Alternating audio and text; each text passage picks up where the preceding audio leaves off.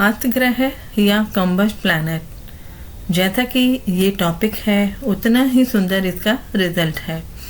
जैसा कि अभी शनिदेव अपने कुंभ राशि में ट्रांजिट कर रहे हैं और जल्दी ही वो अस्त होने वाले हैं अपनी ही राशि में।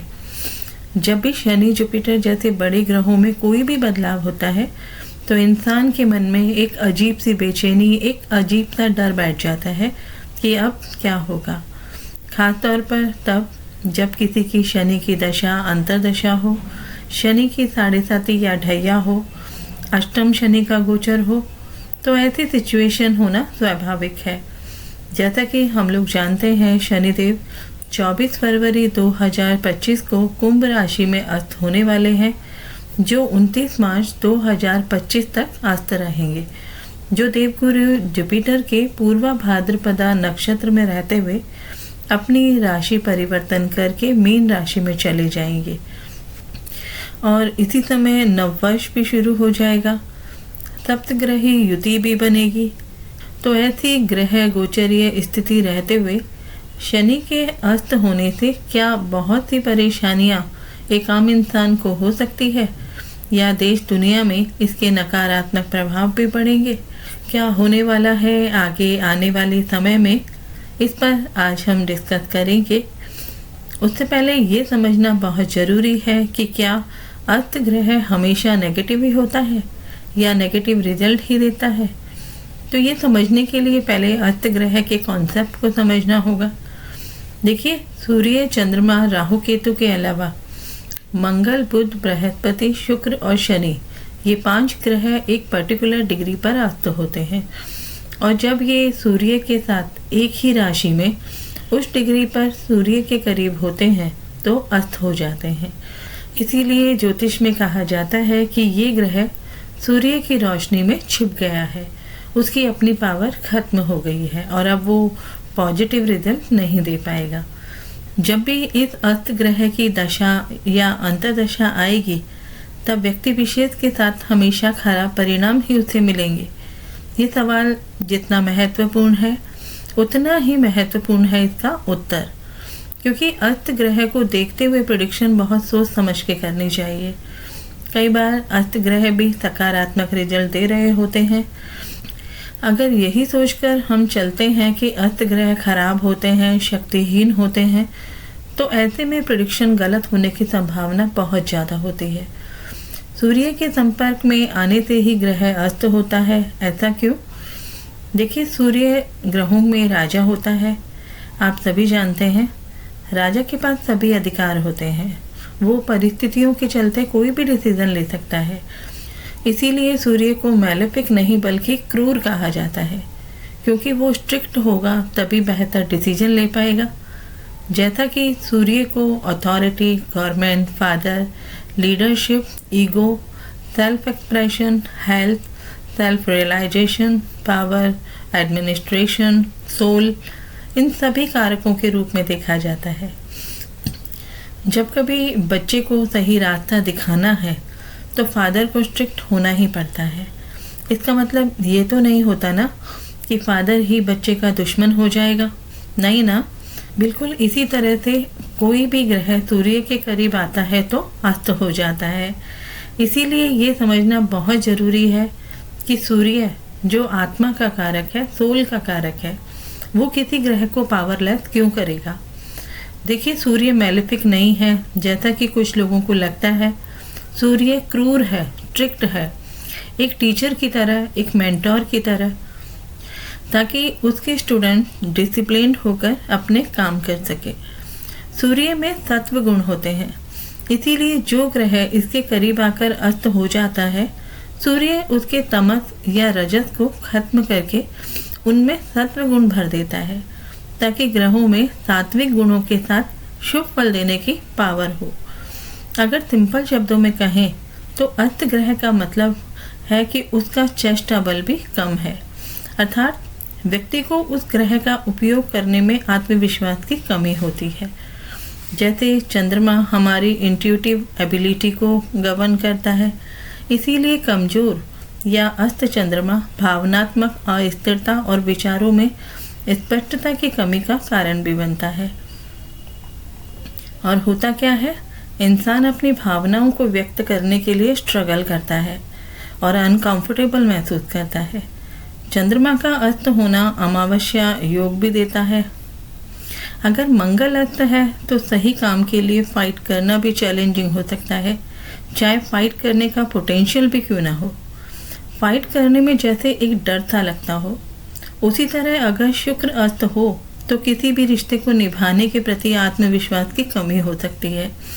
अगर बुध अस्त है तो दूसरों से चीज़ें मांगने में या दूसरों के साथ कम्युनिकेशन में दिक्कत आती है। मन में फेलियर या रिजेक्शन जैसे भाव आने लगते हैं। बृहस्पति अगर अस्त है तो बुद्धि, आध्यात्मिकता और ज्ञान से संबंधित चीज़ों में कमी करता है, विश्वास में कमी करता है। हालांकि जुपिटर एक स्ट्रॉन्ग प्लैनेट है, लेकिन फिर भी अन्य ग्रहों की तुलना में अस्त होने पर इसका प्रभाव कम गंभीर हो सकता है। शनि अगर अस्त हो तो क्या हो सकता है? शनि के बारे में हम जानते हैं, ये अनुशासन प्रिय है और ऐसे अस्त शनि का मतलब है कि व्यक्ति को अपने लक्ष्यों पर टिके रहना मुश्किल होता है। ये व्यक्ति को अनुशासनहीन और गैर जिम्मेदार बनाता है। बिल्कुल इसी तरह से जब कोई ग्रह सूर्य के करीब आकर अस्त हो जाता है तो वो अपनी बहुत सी शक्ति और प्रभाव को खो देता है, जिससे वो आपके चार्ट में कुछ % ही पावरफुल रहता है। इसका मतलब ये नहीं है कि ग्रह में सकारात्मक परिणाम देने की क्षमता खत्म हो गई है और इसकी एनर्जी भी कम हो गई है। देखिए, ये सही है कि इनकी रिजल्ट देने की क्षमता में कमी आती है, नो डाउट, बट ये काफ़ी हद तक निर्भर करता है कि जो ग्रह अस्त हो रहा है वो कुंडली के किस भाव का अधिपति है और कहाँ किस भाव में बैठा है। दूसरी बात, जिससे अस्त हो रहा है यानी सूर्य से, तो सूर्य की अपनी स्थिति क्या है, किस भाव का अधिपति है और कहाँ कैसा बैठा है, किसके साथ बैठा हुआ है। जब कोई भी ग्रह अस्त होता है तो फिर किसी इंसान को कितना प्रभावित करता है, ये कई दूसरे फैक्टर्स पे भी निर्भर करता है, जैसे ग्रह की स्ट्रेंथ, अन्य ग्रहों का उस पर प्रभाव और कुंडली में उसकी अपनी स्थिति। और सबसे महत्वपूर्ण बात, वह सूर्य के कितना करीब है।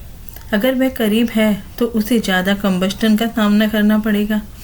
उदाहरण के लिए, जैसे सूर्य से 14 डिग्री पर बुध कंबस्ट होता है, लेकिन सूर्य से 5 डिग्री पर है तो मरकरी की बहुत सी क्वालिटी में ज़्यादा कमी करेगा।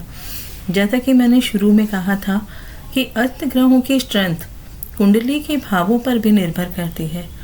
उदाहरण के लिए, अगर कोई ग्रह अपने अनुकूल राशि में अस्त होता है तो उसका प्रभाव कम गंभीर होता है। जैसे मेष राशि में सूर्य और बृहस्पति हो तो यहाँ सूर्य अपनी उच्च राशि में भी होगा और मित्र राशि में भी होगा, वहीं बृहस्पति अपनी मित्र राशि में होगा। लेकिन इसके अलावा अगर इनकी युति मकर राशि में हो, यानी सूर्य और बृहस्पति एक साथ हो, तो ये युति दोनों के लिए अनबियरेबल हो सकती है, असहनीय हो सकती है।